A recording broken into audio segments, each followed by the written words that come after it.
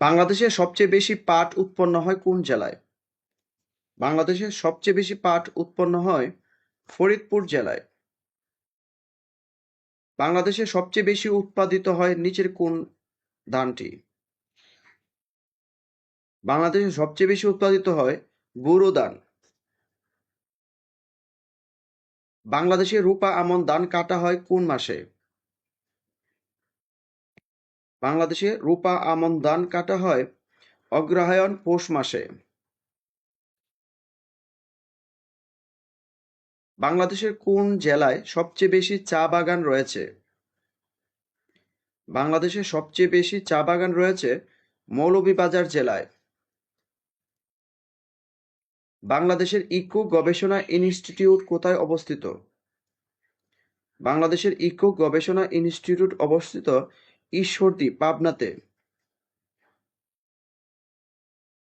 বাংলাদেশের সর্বশেষ কোন জেলায় চা বাগান করা হয়? বাংলাদেশ সর্বশেষ পঞ্চগড় জেলায় চা বাগান করা হয়। নিম্নোক্ত কোন সালে কৃষি শুমারি অনুষ্ঠিত হয়নি?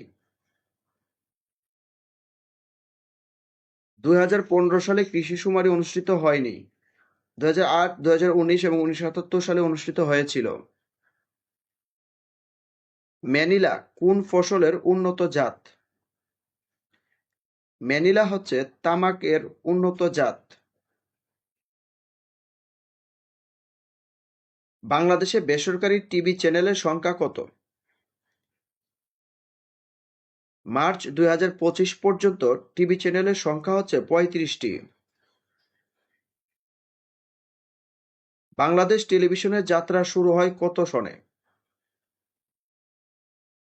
বাংলাদেশ টেলিভিশনের যাত্রা শুরু হয় 1964 সালে। বাংলাদেশে রঙিন টেলিভিশন চালু হয় কবে? বাংলাদেশে রঙিন টেলিভিশন চালু হয় 1 ডিসেম্বর 1980 সালে।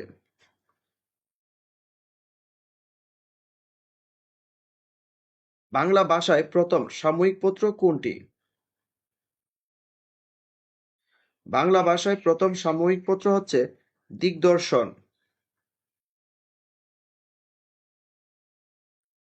কাজী নজরুল ইসলামের সম্পাদিত পত্রিকা কোনটি? কাজী নজরুল ইসলামের সম্পাদিত পত্রিকা হচ্ছে ধূমকেতু। সাপ্তাহিক সুধাকর এর সম্পাদক কে? সাপ্তাহিক সুধাকর এর সম্পাদক শেখ আব্দুর রহিম। কোন পত্রিকাটি 1923 সালে প্রকাশিত হয়? কল্লোল পত্রিকাটি 1923 সালে প্রকাশিত হয়।